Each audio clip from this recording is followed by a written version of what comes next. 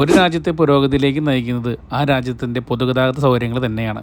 കൊച്ചിയുടെ വളർച്ചയിൽ ഏറ്റവും കൂടുതൽ പങ്കുവഹിക്കുന്ന കൊച്ചി മെട്രോയുടെ ഏറ്റവും പുതിയ സംരംഭമായിട്ടുള്ള കൊച്ചി വാട്ടർ മെട്രോ കഴിഞ്ഞ ലീവിന് പോയപ്പോൾ ഞങ്ങളും ഒന്ന് എക്സ്പ്ലോർ ചെയ്തിട്ടുണ്ടായിരുന്നു.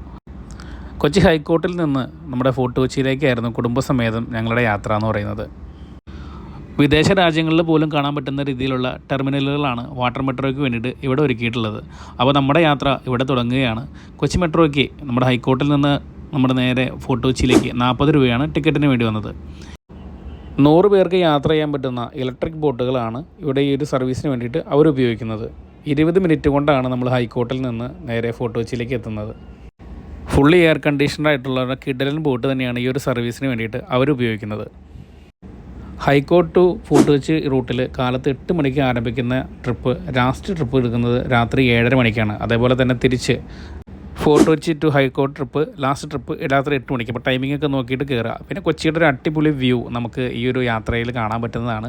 സോ എന്തായാലും കൊച്ചി വരുന്നവരെ തീർച്ചയായിട്ടും ഈ ഒരു യാത്ര എക്സ്പ്ലോർ ചെയ്യുക. അതേപോലെ തന്നെ കിടലൻ വീഡിയോസിനായിട്ട് നമ്മുടെ പേജ് ഒന്ന് ഫോളോ ചെയ്തേക്കുക.